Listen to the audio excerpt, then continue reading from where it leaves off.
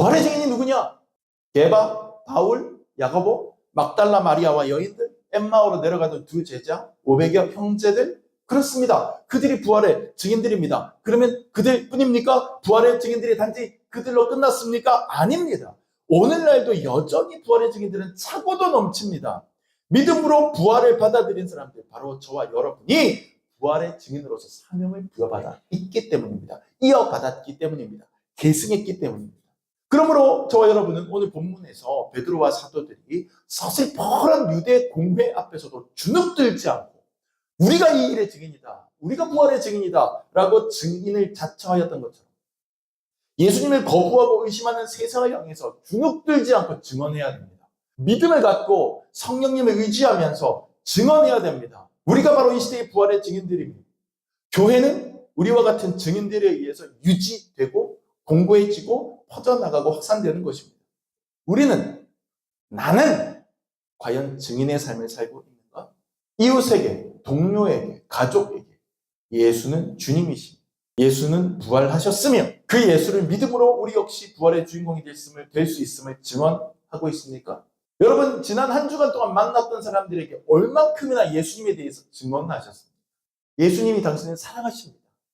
우리 함께 교회에 나가보지 않으시겠어요? 예수님께서 부활하셨습니다 라는 말을 진지하게 건네보신 적이 있으십니까? 여러분, 정말 증인으로서의 삶을 살고 계십니까? 우리 목사님이 그러시던데 예수님 부활하셨대요가 아닙니다. 우리 아빠한테, 우리 엄마한테 배웠는데 예수님이 부활하셨대가 아닙니다. 내가 믿는 믿음에 근거하여, 내가 교제하고 있는 성령님에 의지하여 예수님은 부활의 주님이시며 예수님은 구원자라고 당당히 말할 수 있습니까? 우리는 승계된 증인의 삶을 살면서 우리의 주변 이웃들에게 복음을 증거하고 있습니까?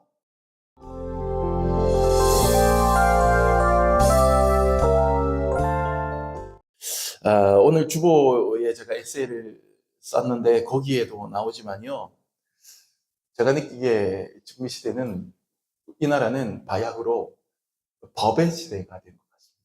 법의 시대.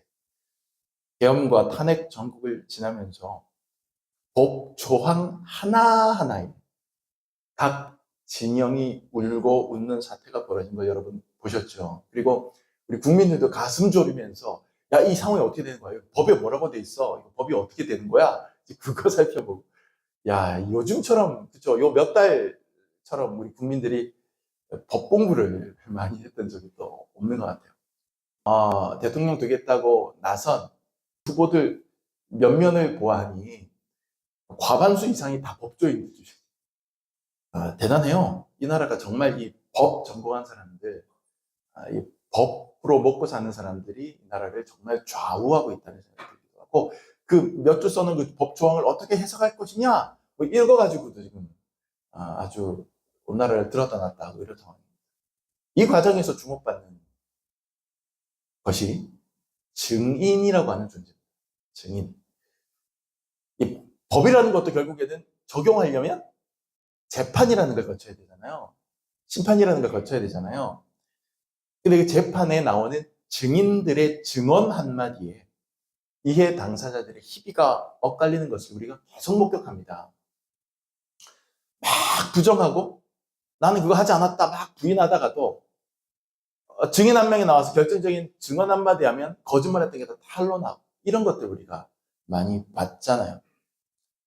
결정적인 증언을 하는 증인 한 사람을 확보하느냐 못하느냐에 따라 재판의 결과가 달라지는 겁니다. 이 부활절기를 지나면서 우리가 생각해 봐야 될 게 바로 이 부활 이슈와 관련해서 증인의 존재들, 증인. 굉장히 중요하게 부활 이슈와 관련해서 증인의 역할이 부각됩니다. 내가 봤어. 내가 진짜로 부활하신 예수님 봤다니까? 라고 하는 증인들의 그 결정적인 증언이 초대교회를 세웠던 거예요. 예루살렘의 첫 번째 교회가 세워진 데는 두 개의 결정적인 사건이 있었습니다. 하나는 예수님의 부활 사건이고, 그 부활을 목격한 사람들의 증언이고, 다른 하나가 오순절 성령 강림 사건이었어요. 이 두 개가 교회라는 것을 처음으로 싹 틔웠던 겁니다.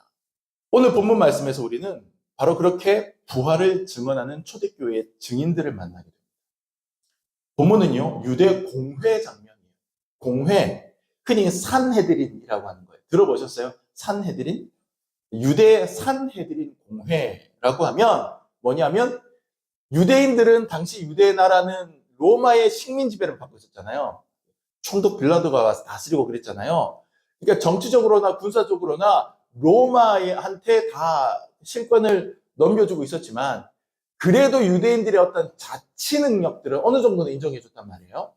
근데 정치 군사적으로는 왕이 있어서, 헤롯이라든지 이런 왕이 있어서 그 왕이 어느 정도의 권력을 발휘를 하는데, 그 외에 종교, 문화, 뭐 이런 면에 있어서 아주 그 임금 못지않게 막대한 영향력을 발휘하고 실질적으로 실정법적인 능력도 갖고 있었던 게 바로 공회라는 거예요. 산헤드린 공회. 우리나라도 정부가 있고 국회가 있잖아요. 그래서 정부에서 대통령이 계엄을 선포해도 어떻게 하죠? 국회에서 그걸 해제시켜버리고 무력화시키고 그렇게 되는 걸 우리가 목격했잖아요. 똑같이 당시 유대 나라에도 왕이 있었지만 공회라는 게 있어서 그 공회에서 우리나라 뭐 국회의원 같은 데 해당되는 유대 나라의 지도자급 원로들이, 멤버들이 모여서 여러 가지 대소사를 의논하고 결정하고 의견을 개진하고 이런 일들이 있었던 겁니다. 뭐 오늘날 국회는 법을 만들어내는 입법기구의 역할에 제한되지만, 거기에 반해 당시에 산헤드린 공회는 실제로 자신들이 어떤 그 주어진 법에 한해서는 법적인 판결을 하기도 하는, 잡아오기도 하고 벌 주기도 하고 막 하는 그런 능력, 그 권세까지 가지고 있었던 그런 기구예요. 그러니까 막강한 기구였던 겁니다. 예수님을 따라다녔던 제자들 중에서도 많이 들어보셨던 요한복음에 나오는 니고데모라는 사람이라든지, 예수님 십자가 못 박혀 죽으신 다음에 예수님이 시신을 가져다가 자기가 나중에 죽음을 들어가려고 했던 그 무덤에 장사 지냈던 아리마대 사람 요셉이라든지 이런 사람들이 바로 공회 회원이었거든요. 오늘날로 지금 국회의원 같은 사람들. 그러니까 그 공회라고 하는 거는, 산헤드린 공회는 굉장히 막강했는데, 바로 그 산헤드린 공회에서 베드로를 비롯한 사도들을 잡아다가 지금 심판을 하고 있는 거예요. 신문을 하고 있는 겁니다. 왜냐하면 이 산헤드린 공회는 이미 앞서서 예수라는 이름으로 가르치는 것을 금한다. 왜냐하면 자기들이 예수를 십자가에 넘겨주고 십자가에 못 박아 죽이도록 자기들이 막 했단 말이죠. 근데 자기들이 잡아 죽인 그 예수를 자꾸 전하고 예수의 이름으로 구원을 선포하고 하니까 이게 배알이 틀리는 거죠. 그러니까 예수라는 이름으로 가르치는 것을 금했는데, 이들의 지침, 자기들이 내린 그 지침에도 아랑곳하지 아니하고 베드로와 사도들이 예루살렘에서 사람들에게 막 예수의 이름으로 복음을 전하고 죄사함의 세례를 선포하고 전파하고 그렇게 하는데, 많은 사람들이 거기에 감동하고 은혜 받아서 다 거기에 반응하고 점점 사람들이 늘어나더란 말이죠. 그러니까 이 산헤드린 공회 회원들이 그냥 이 사도들과 베드로를 붙잡아다가 신문하게 되는 겁니다. 그러니까 지금 베드로와 사도들은 산헤드린 공회라는 법정에 피고인의 자격으로 선 것이나 마찬가지예요. 피고인이에요, 피고인. 근데 이 피고인의 자격으로 공회에 선 사도들이 조금도 위축된 모습을 보이지 않습니다. 그들은 오히려 피고인의 마인드가 아니라 증인의 마인드를 보여줍니다. 증인의 태도를 보여줘요. 오히려 지금 자기들을 심판하겠다고 앉아있는 재판장과 같은 그런 권세를 가지고 쫙 앉아있는 그 공회 의원들 앞에서 그들을 향하여 예수 그리스도의 복음을 전하고, 오히려 그들에게 예수 그리스도의 부활 사건을 증언할 수 있는 좋은 증언의 기회를 받았다라고 생각하는 것처럼 보여요. 본문에 보면. 이 본문을 통해서 예수 부활의 증인이라고 하는 주제에 대해서 몇 가지 깨달음을 얻을 수 있습니다. 누가 과연 부활의 증인인가? 첫째로 따라합시다. 직접적인 증인들. 시작. 직접적인 증인들이 있습니다. 부활을 직접 목격한 사람들이 있는 거예요.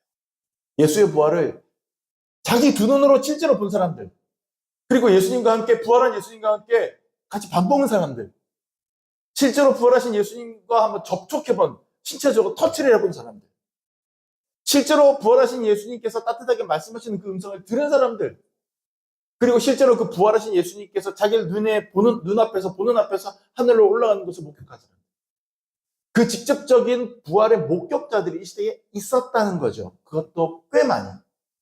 오늘 본문 30절 말씀 한번 보시면, 너희가 나무에 달아 죽인 예수를 우리 조상의 하나님이 살리시고, 이렇게 얘기했어요. 야, 바로 찔러 들어갑니다. 너희가 나무에 달아 죽였잖아, 예수를. 너네가 죽였잖아. 아우, 그냥 서슬퍼런 공회 회원들, 지금 당장 자기들의 목숨을 좌지우지할 수 있는 그 사람들 앞에서 베드로와 사도들이 쫄지 않아요. 너희들이 죽인 그 예수라고 그냥 바로 찔러 들어가는 겁니다. 그 예수를 어떻게 했다고요?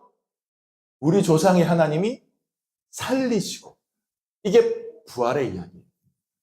너네가 그 죽였던 예수를 다시 살리셨는데 누가? 조상의 하나님. 우리 조상의 하나님이 그를 다시 살리셨다. 다시 말해서 우리 조상의 하나님이라는 것은 너희들, 유대 원로들, 공예 회원, 너희들이 섬기고 있는 하나님이 살리셨다. 확 찔리게 만드는 겁니다. 그리고 이렇게 다시 살아나신 예수에 대해서는 증인이 있다, 이렇게 얘기합니다. 32절 상반절만 한번 읽어보도록 하겠습니다. 우리는 이 일의 증인이요. 여기까지. 자, 증인이 있어. 너희가 나무에 다시 죽인 예수를 우리 하나님께서 살려주셨는데 그 증인이 있어. 그게 누구야? 우리야, 우리. 여기 너희들이 심판하려고 지금 데리고 와서 피고인 자격으로 세워놓은 우리, 나 베드로, 또 우리 다른 사도들, 우리 제자들이 다 증인이야. 우리가 봤어. 내가 봤어. 우리가 1차 증인이야. 직접적인 목격자야. 그게 베드로와 사도들의 이야기입니다. 마태, 마가, 누가, 요한 복음서에는요, 이 베드로를 포함한 예수님의 제자들이 부활하신 예수님을 만나는 장면이 명확하게 기록되어 있습니다. 부활하신 예수님은 제자들이 모여있는 장소에 문이 잠겨져 있는데도 짠 하고 나타나 주셨고, 물고기 잡는 갈릴리 호수에서도 나타나셔서 갓 잡은 생선과 떡을 같이 구워서 드셨고, 제자들이 보는 앞에서 하늘로 올라가셨다고 복음서 말씀과 사도행전 1장에 기록되어 있습니다. 32절에서 말하는 우리가 이 일의 증인이다 라고 할 이 우리라고 하는 1인칭 복수 대명사는 부활하신 예수님을 직접 본 증인이 존재하며 그들은 다름 아니라 우리다 라고 하는 것을 강력하게 주장하는 메시지가 되는 겁니다. 초대교회 당시에 예수님이 다시 살아나셨다는 부활의 소식이 사람들의 마음을 동하게 하고 움직이게 하고 뜨겁게 하고, 그래서 교회가 설립되게 된 데는 바로 이러한 직접적인 1차 증인들의 증언이 결정적이었어요. 이런 직접 증인들의 증언을 직접 듣지 못한 사람들도, 직접 목격한 증인들이 한둘이 아니라는 그 사실로 인해서 야, 누구도 봤대, 야, 누구도 들었대 라고 하는 그 사실 때문에 예수님의 부활 소식을 수용하고 받아들인 측면이 있습니다. 직접 증인의 존재를 들어서 전도에 활용한 또 다른 예가 사도 바울에 그래서 아주 명확하게 발견되는데요. 고린도전서 15장 3절부터 8절에서 사도 바울은 고린도 교회를 향해 이렇게 얘기합니다. 여러분, 고린도 교회는 이방 도시예요. 이방 도시. 유대 나라 안에 있는 도시가 아니에요.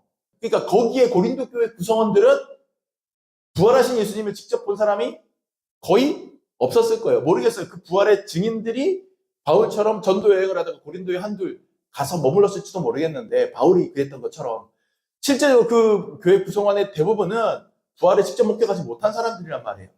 그들에게 대하여 바울이 어떤 식으로 부활을 논증하느냐 하면 고린도전서 15장 3절부터 8절까지 말씀이 이렇게 됩니다. 내가 받은 것을 먼저 너희에게 전하였노니 이는 성경대로 그리스도께서 우리 죄를 위하여 죽으시고 장사 지낸 바 되셨다가 성경대로 사흘 만에 다시 살아나사 게바에게 보이시고 후에 12 제자에게와 그 후에 500여 형제에게 일시에 보이셨나니 그 중에 지금까지 대다수는 살아있고 어떤 사람은 잠들었으며 그 후에 야고보에게도 보이셨으며 그 후에 모든 사도에게와 맨 나중에 만삭되지 못하여 난 자 같은 내게도 보이셨느니라. 즉 바울이 지금 부활의 1차적인 직접적인 목격자들을 쫙 실명하고 있는 거예요. 5절에 보면 게바에게 보이시고 이렇게 얘기를 합니다. 게바는 뭐냐 하면 베드로의 다른 이름이에요. 게바는 베드로입니다. 베드로에게 나타났습니다. 그 다음에 12 제자에게. 그러니까 베드로, 게바를 포함한 12제자에게 다 나타나셨다. 그 다음에 무려 500여 형제에게 일시에 500명이 모여있는 자리에 일시에. 근데 그 500여 형제들이 지금 고린도전서를 쓰는 이 시기는 그거로부터 꽤 수십 년이 지난 시점인데 몇 명은 이미 죽었지만 그 중에 대다수는 아직도 생존해 있다. 생존해 있는 부활의 목격자들이 지금 이 시대에도 있다. 이렇게 얘기합니다. 그 다음에 또 누구에게 보이셨다고 되어 있습니까? 야고보에게 보이셨다. 이 야고보는 예수님의 제자 야고보가 아니에요. 예수님의 제자 야고보는 예수님의 12제자 중에 제일 먼저 순교당합니다. 칼에 맞아서. 여기서 말하는 야고보는 누구냐면 예수님의 형제 야고보예요. 예수님에게 형제들이 있었거든요. 예수님의 형제들이 예수님이 공생의 기간에 사역하실 때는 저 미쳤다. 예수 미쳤다. 쟤 왜 저러냐. 이러고 얕았다가 이 부활 사건을 경험하면서 성령 받는 사건을 경험하면서 급격하게 변합니다. 그래서 예수님의 그 친형제인 야고보가 가톨릭에서는 사촌이라고 주장하지만 말도 안 되는 소리고 친형제입니다. 예수님의 친형제 야고보가 부활과 성령 강림 사건을 경험하면서 12제자 이상 가는 교회 지도자가 돼요. 그 야고보예요. 예수님의 친형제 야고보. 그 야고보에게도 예수님께서 나타나 주셨다. 그 후에 모든 사도에게와 12제자도 사도인데 아마도 그 12제자의 범위를 조금 넓혀서 복음을 전하기 위해서 막 다녔던 또 다른 사역자들이 있었을 거 아니에요. 그들에게도 다 나타나서 보여주셨다는 거예요. 그리고 마지막에 만삭되지 못하여 난 자 같은, 그러니까 다시 말해서 부족하고 부족한 나한테도 나타나셨다. 바울 나한테도 나타났다. 그러니까 예수께서 죽었다가 다시 살아나셨다는 것을 직접 목격하고 경험한 사람들이 이렇게 많다. 이게 지금 사도 바울의 논증이거든요. 그러니까 만삭되어 나지 못한 나, 바울은요 오히려 예수님의 부활을 부정하면서 예수님의 부활을 믿는다는 사람들을 잡아 족치려고 공문 받아가지고 다메섹으로 그들 잡으러 가다가 거기서 부활하신 예수 만난 거예요. 길에서. 그리고는 헷가닥 돌아가지고는 속된 말로 확 돌아가지고는 오히려 부활하신 예수님을 증언하는 사람이 된 거죠. 그러니까 바울만한 증인이 없어요. 우리가 믿는 부활 사건은, 예수님의 부활 사건은 이렇게 직접 목격한 1차 증인이 많은 사건입니다. 한둘이 아니에요. 증인이 이렇게 많은데 너희가 이것을 부정하겠느냐? 공회 앞에 선 베드로와 고린도 교회를 향해 편지를 쓴 바울은 이와 같은 논지로 질문하고 있는 겁니다. 지난 주일에 설교에서 제가 부활의 현재성과 더불어서 부활의 역사성이라는 표현을 제가 사용했었는데요. 이 부활의 역사성이라고 하는 것은 부활은 역사적으로 실제했던 팩트다라고 하는 것을 주장하는 게 부활의 역사성이고 부활의 현재성은 그 부활이 지금 나에게도 적용된다라고 보는 것이 부활의 현재성인데 이 부활의 역사성의 근거가 바로 당시에 예수 부활을 목격한 목격자들이 상당히 많았다라는 거예요. 거기에 근거하는 겁니다. 그러므로 우리가 오늘날도 믿고 받아들이는 부활이라고 하는 것은 예수님의 부활이라고 하는 것은 초대교회의 성도들이 망상이나 집단 환각으로 만들어낸 희망사항 혹은 정신승리가 아니라 다수의 목격자가 존재하는 역사적 팩트였음을 알아야 됩니다. 부활은 실제 사건이었습니다. 자, 근데 말이죠, 여러분. 근데 그럼에도 불구하고 문제가 좀 있어요. 그 목격자들은 다 그 당대 사람들이잖아요. 문제는 우리는 2000년이나 지난 시간에 살고 있는 사람들이잖아요. 베드로와 바울 당대 사람들은 몇 달이 건너면 실제로 부활을 목격한 사람들을 만나서 그들에게 자세하게 어땠어? 물어볼 수 있는데 그리고 같이 예수님과 함께 생선 뜯어먹은 제자들을 발치해 가서 막 가슴 뛰면서 들어볼 수도 있는데 그 시대에는 그래도 500여 일시에 목격했던 500여 형제 중에 대다수가 살아남아 있어서 어떻게든 노력하면 그들을 만나서 물어볼 수도 있는데 지금 우리는 그렇지 못하죠. 타임머신 타고 돌아갈 수 있는 것도 아니고 우리가 살고 있는 이 시대는 바로 그 목격자들이 수명을 다하고 죽어 있는 상황입니다. 우리는 그 목격자들의 1차 목격자들의 증언을 들을 수 없어요. 그럼 이 시대에는 이제 부활의 증인들이 다 죽고 없는 것인가? 우리가 살고 있는 이 2025년도에는 부활의 증인이 존재하지 않는 것인가? 그렇지 않다는 거예요, 오늘 말씀은. 우리에게는 또 다른 강력한 부활의 증인이 있어요. 증인을 베드로와 사도들이 우리가 이 부활의 증인이라 이렇게만 끝나지 않아요. 증인을 하나 더 언급합니다.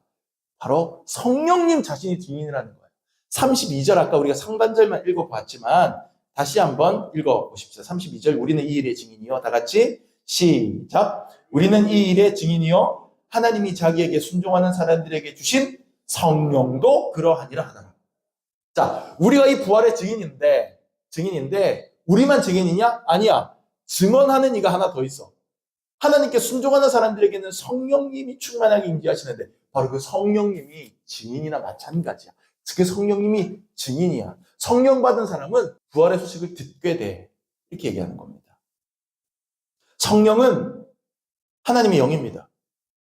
성령이 500여 형제처럼, 게바처럼, 바울처럼 수명이 다해서 죽습니까? 2000년 전에 성령이 수명 다해서 돌아가셨어요? 아니지요. 성령은 그때도 지금도 여전히 살아서 우리에게 역사하십니다. 우리가 성령을 받고 성령님과 교제하면서 기도할 때 성령께서 우리 마음에 확신을 주십니다. 성자 예수님 부활하셨다. 부활의 감동을 우리 안에 끼치시는 거예요. 여러분, 성령님이 우리에게 예수님의 부활에 대해서 알려주신다, 증언하신다라고 하는 이 사실이 굉장히 의미 있는 것은 우리가 믿는 교리 중에 도저히 말로는 다 명확하게 설명할 수 없지만 우리가 그 신비 그 자체로 받아들이는 기독교 교리 하나가 있죠. 이게 뭐죠? 삼위일체 교리예요. 하나님은 성부, 성자, 성령 세 개의 위격을 가지고 있다. 이게 신학적인, 교리적인 표현입니다. 위격. 각각 다른 성격을 가진 독립된 개체의 위격을 가지고 있는데 셋이면서 동시에 하나다. 완벽하게 하나다. 본질적으로. 이게 뭔 말이에요? 완벽하게 분리되어 있는 셋이면서 완벽한 하나다. 이게 삼위일체 교리거든요. 이 신비의 교리, 삼위일체 교리에 따른다면 삼위로서 다른 성령님과 성자는 일체라는 교리에 의해서 결국 뭐라는 얘기예요? 한 분이라는 뜻이죠. 그러면 성령님이 부활을 증언하신다라는 말은 삼위일체의 일체 측면에서 보자면 예수님 자신이 자신의 부활을 증언하고 있다는 얘기예요. 성령이 우리에게 부활을 증언하는 것은 부활의 당사자인 예수님이 직접 나 부활했어라고 말씀해 주시는 거예요. 여러분 영화 스타워즈 보셨습니까? 우리 어린 친구들, 젊은 친구들은 영화 스타워즈 말만 들어보고 직접 보지는 못했을 거예요. 4편이 제일 먼저 개봉한 영화인데 이 4편, 그 스타워즈 4편이 이제 새로운 희망이라는 부제를 달고 있는 영화였는데 당시 세계 영화계를 뒤흔들어 아주 충격적인 그런 영화였습니다. 우와, 이게 가능하다고? 당시에 컴퓨터 그래픽도 많이 발전하지 못했던 그런 시절에 놀라운 특수효과와 스토리 라인과 아주 독창적인 그런 걸 보여주죠. 이 영화가 기독교 영화는 전혀 아닙니다. 기독교적이라고 할 수 없겠지만 어떤 면에서는 이 비기독교 영화지만 어떤 면에서는 우리가 예화로 좀 적용할 만한 거리들이 조금 있습니다.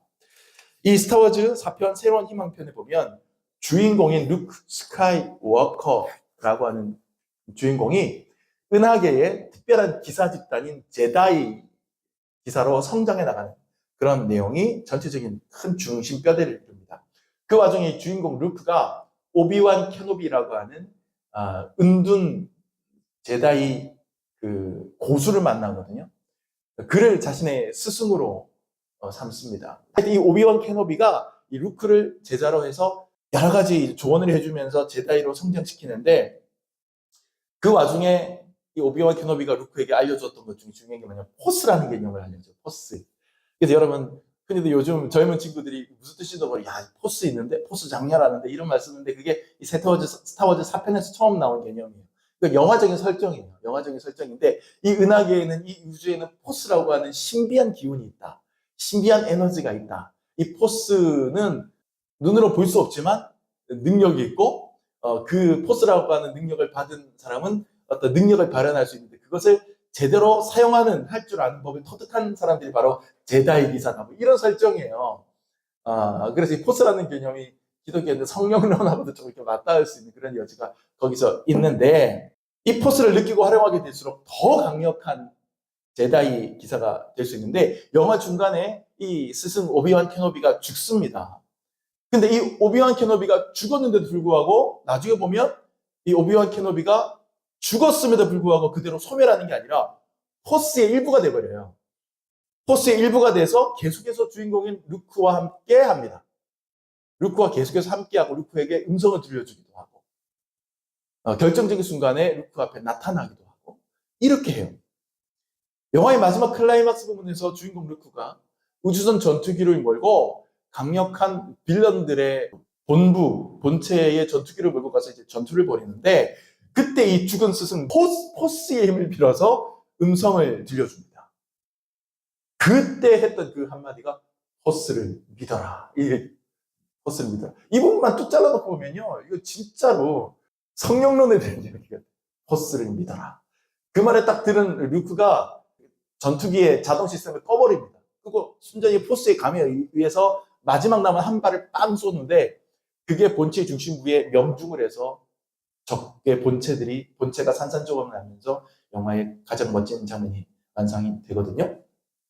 이 영화에서 이미 죽은 스승이 자신이 가르쳐준 포스 그 자체가 되어서 자신의 제자에게 음성을 들려준다는 설정. 그리고 그 제자가 그 음성에 순종할 때 승리하게 된다는 그 설정은 감독이 의도하지 않았던 간에 우리 그리스도인들에게 좀 울림을 줍니다. 죽으신 예수님께서 부활하셨는데, 죽으시고 부활하신 예수님께서 마치 포스와 같이 성령의 능력으로 우리와 함께 하시면서 우리에게 말씀해 주시는 거예요. 우리에게 증언해 주시는 거예요. 부활을 믿어라. 그리고 그 음성에 따르고 우리가 우리의 과학과 이성의 눈을 감아버리고 꺼버리고 오직 그 성령의 음성에 순종할 때 놀라운 일이 펼쳐지고 우리는 승리할 수 있게 되는 거죠. 부활하신 예수님은 성령님을 통해서 우리와 여전히 함께 하시고 그 성령님을 통해서 우리에게 자신의 부활을 증언하십니다. 이것만큼 확실한 증인이 어디 있어요? 당사자인데, 성령님을 믿을 때, 성령님과 교제할 때 우리는 베드로보다, 바울보다, 500여 형제들보다 더 확실한 부활의 증인 되시는 예수님 본인을 만나고 경험할 수 있습니다. 그래서 여러분들은 자꾸 성령 받으라고, 성령을 체험하라고 하고 성령 충만하라고 말씀을 드리는 겁니다. 그러니까 성령을 뜨겁게 경험해보지 못한 사람들이 아니 어떻게 믿어요? 이러는데 성령 받은 사람들은 믿습니다. 믿어져요. 그러므로 부활을 여러분 확신하기 원하신다면 성령님을 사모하시고 나도 한번 성령 체험해버리고 여러분 그렇게 사모하시기를 축원합니다. 그리고 성령님과 함께 동행하는 삶을 사시기를 축원합니다. 자, 그런데 여기서 끝나는 게 아니에요. 오늘 본문은 우리가 증인이다, 성령님도 증인이다 이렇게 나왔죠. 근데 하나가 더 있어요. 따라합시다. 승계된 증인. 시작. 승계된 증인. 승계된 증인이 있어요. 자, 증인의 신분과 능력을 승계받는다는 거예요. 1차 증인들이 모두 사라졌어요. 모두 죽었죠. 직접 목격한 사람들이 모두 죽었어요. 2000년이 지났어요. 2000년이 훨씬 넘게 지났어요. 2000년이 넘게 훨씬 지나는 동안 이 부활신앙은 여전히 지속적으로 교회를 확산시켜 왔습니다.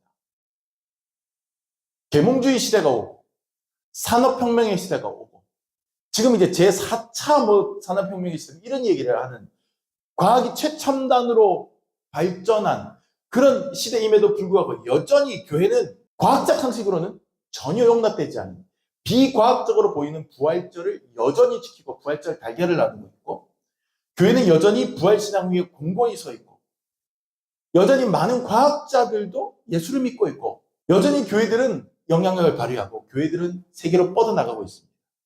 어떻게 이런 일이 가능할까요? 이 일을 이해하기 위해서는 증거와 증인의 차이를 좀 생각해 볼 필요가 있습니다. 여러분 법정에서 채택되는 증거와 증인에는 차이점이 좀 있습니다. 증거는 말 그대로 움직일 수 없는 확실한 근거죠. 딱 보면 아 이거 그래서 그랬구나 바로 직관적으로 알 수 있는 움직일 수 없는 증거. 보통 우리가 그것을 이제 결정적인 증거를 뭐라고 부르죠? 알고 계세요? 결정적인 증거가 나왔다라고 할 때 보통 스모킹 건이 나왔다 이렇게 얘기합니다. 들어보셨어요?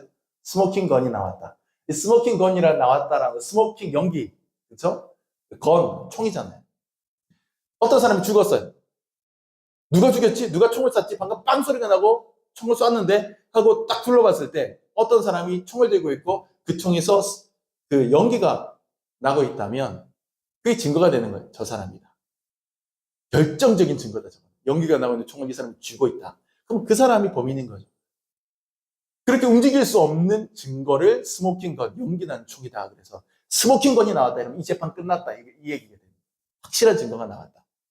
그러니까 이거는 그냥 보면은 되는 거예요. 확보만 하면 되는 거예요. 스모킹건이라는 증거는.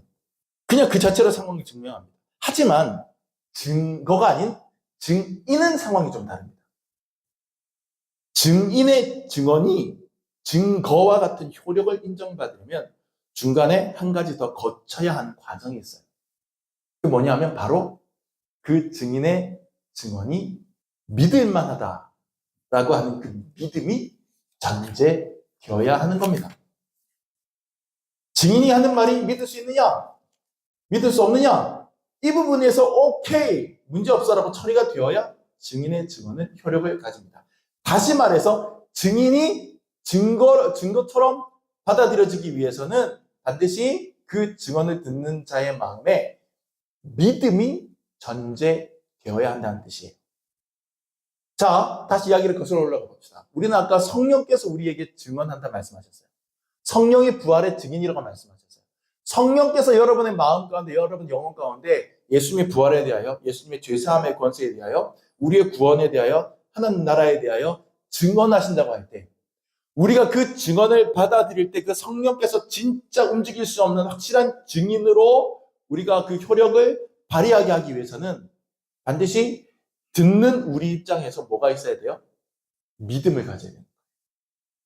증인의 증언을 믿을 때 그때의 증언은, 이 증인은 영향을 미치는 거야. 증인이라는 말은 믿음이라고 하는 개념과 붙어 있어요.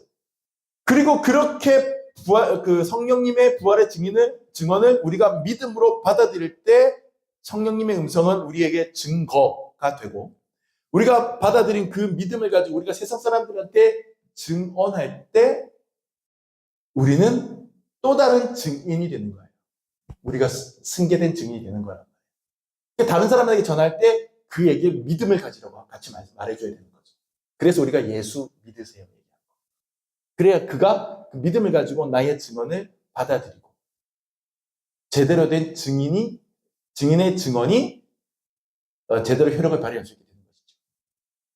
오늘날 교회가 어떻게 부활신앙을 이어가고 있느냐고요? 바로 믿음을 가진 사람 때문입니다. 하나님의 말씀을 믿는 사람들. 성령님과 교제하면서 성령님의 음성에 귀 기울이고 그 음성을 믿는 사람들입니다. 그 사람들 때문입니다. 이 사람들은 게바와 야고보와 500의 형제들과 바울처럼 예수님의 부활을 직접 목격하지 못했어도 아까 말씀드린 성령님의 증언과 성경의 기록을 믿는 믿음을 가진 사람들이에요. 그럴 때, 바로 그때 이 믿음이라고 하는 것은 또 다른 눈이 되는 거예요. 믿음의 눈으로 세상을 보는 거예요. 이 사람들이 믿음을 가질 때, 즉 부활을 믿을 때 이 사람들은 또 다른 증인이 되고 증인의 사명을 이어받게 되고 그 증인의 사명을 계승한 또 다른 증인들이 되는 거죠. 그게 누굽니까? 바로 여러분들이에요. 여러분들이 증인이에요. 여러분들이 제3의 증인인 거예요. 부활의 증인이 누구냐? 게바, 바울, 야고보, 막달라 마리아와 여인들, 엠마오로 내려가던 두 제자, 500여 형제들, 그렇습니다. 그들이 부활의 증인들입니다. 그러면 그들 뿐입니까? 부활의 증인들이 단지 그들로 끝났습니까? 아닙니다. 오늘날도 여전히 부활의 증인들은 차고도 넘칩니다. 믿음으로 부활을 받아들인 사람들, 바로 저와 여러분이 부활의 증인으로서 사명을 부여받아 있기 때문입니다. 이어받았기 때문입니다. 계승했기 때문입니다. 그러므로 저와 여러분은 오늘 본문에서 베드로와 사도들이 서슬퍼런 유대 공회 앞에서도 주눅들지 않고 우리가 이 일의 증인이다, 우리가 부활의 증인이다 라고 증인을 자처하였던 것처럼 예수님을 거부하고 의심하는 세상을 향해서 주눅들지 않고 증언해야 됩니다. 믿음을 갖고 성령님을 의지하면서 증언해야 됩니다. 우리가 바로 이 시대의 부활의 증인들입니다. 교회는 우리와 같은 증인들에 의해서 유지되고 공고해지고 퍼져나가고 확산되는 것입니다. 여러분 이 시간 한번 여러분 스스로에게 질문을 던져보십시오. 나는 과연 증인의 삶을 살고 있는가? 이웃에게, 동료에게, 가족에게 예수는 주님이십니다. 예수는 부활하셨으며 그 예수를 믿음으로 우리 역시 부활의 주인공이 될 수 있음을 증언하고 있습니까? 여러분 지난 한 주간 동안 만났던 사람들에게 얼만큼이나 예수님에 대해서 증언하셨습니까? 지난 한 주간 동안 만났던 사람들에게 단 한마디라도 예수님이 당신을 사랑하십니다. 우리 함께 교회 나가보지 않으시겠어요? 예수님께서 부활하셨습니다 라는 말을 진지하게 건네보신 적이 있으십니까? 여러분 정말 증인으로서의 삶을 살고 계십니까? 우리 목사님이 그러시던데 예수님 부활하셨대요가 아닙니다. 우리 아빠한테 우리 엄마한테 배웠는데 예수님이 부활하셨대가 아닙니다. 내가 믿는 믿음에 근거하여 내가 교제하고 있는 성령님에 의지하여 예수님은 부활의 주님이시며 예수님은 구원자라고 당당히 말할 수 있습니까?